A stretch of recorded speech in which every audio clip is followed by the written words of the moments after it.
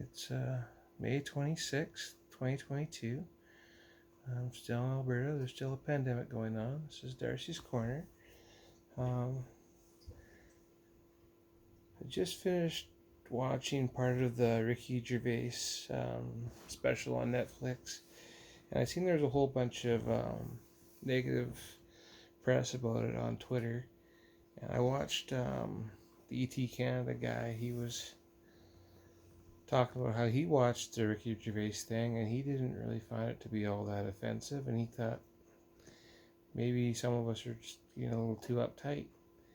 And admittedly, I hadn't seen the Netflix Gervais thing. I heard that he made some trans jokes in it and they were not very tasteful.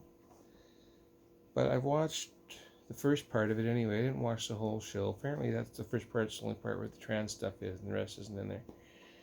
And I actually thought it wasn't bad. I mean, if you, he makes a very good point partway through where he talks about if you actually do the thing, or like an actual thing actually happens, it's bad. That's bad.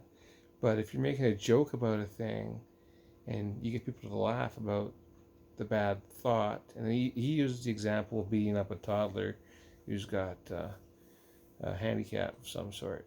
And he makes a joke about beating up a handicapped toddler, and the whole audience laughs. He's like, see, now if I actually drug a handicapped toddler out here and beat them up, that would not be funny.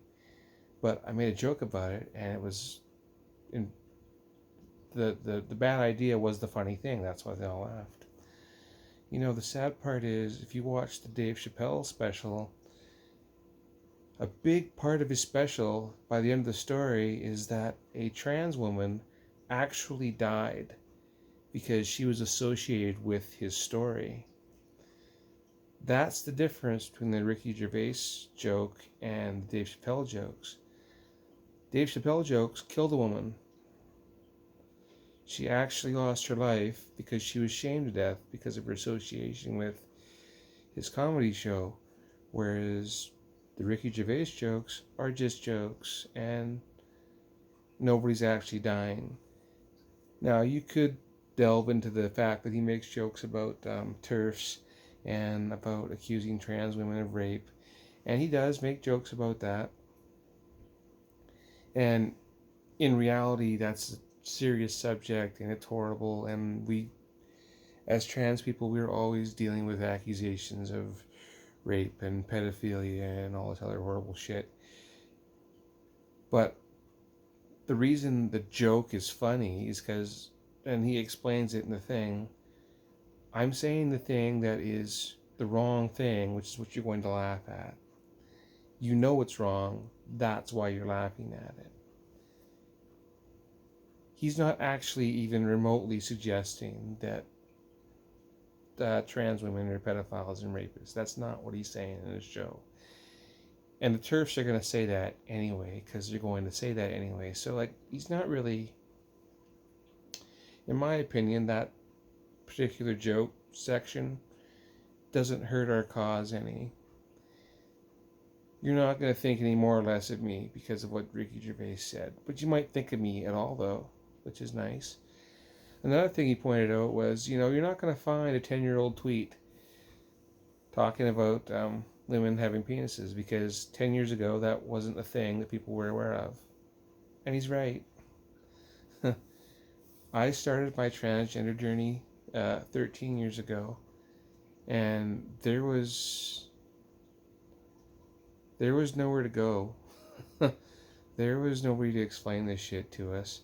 We were not mainstream then. It was not commonplace to understand what trans men and trans women and all this other stuff was, and the variety it's in between wasn't a thing at the time. I wish it had been. I wish I had known 13 years ago now at this point what was going on, but I didn't. Because, like Gervais said in his special, it wasn't a thing. It wasn't a mainstream thing that people understood. We've come a long way, and I think it's great that we're on the big screen, that we're on the little screen, that people are having these conversations. Even if you are offended by the Gervais thing and you kind of wish he hadn't done that and you want to voice that displeasure, that's fine. We are in the conversation now. We're not hiding anymore. People know who we are, and once you're out there, I mean, yeah, people are going to make fun of you. So, let them. Right? As long as I can live my life, as long as I can exist, as long as I can vote and go shopping, and as long as in general I can use the bathroom without worried about somebody accusing me of some horrible shit, then I don't care if you make jokes. I don't care if you say things like, women, the traditional kind, the kind with wombs. Well, that's what I thought too. I used to think that was a traditional woman. It's only recently in our understanding of humanity that collectively we began to understand that there are different types of women, just like there are different types of men. I'm a different kind of woman, but I've met different kinds of men. By the way, the two that I met were assholes. I'm not saying all men are assholes, but the two trans men that I met, they were. Don't worry, I've met plenty of cisgender men that are also assholes. So, they're everywhere.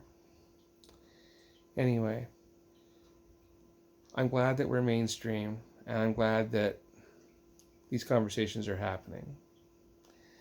I hope they keep happening.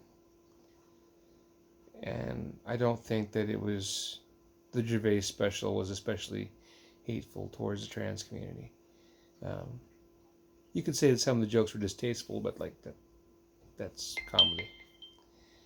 Anyway, I'm going to cut this off now. Somebody's messaging me. That's why that dingle on the phone is. Anyway, this is Darci's Corner, and I'm just glad that society continues to move forward. So, peace.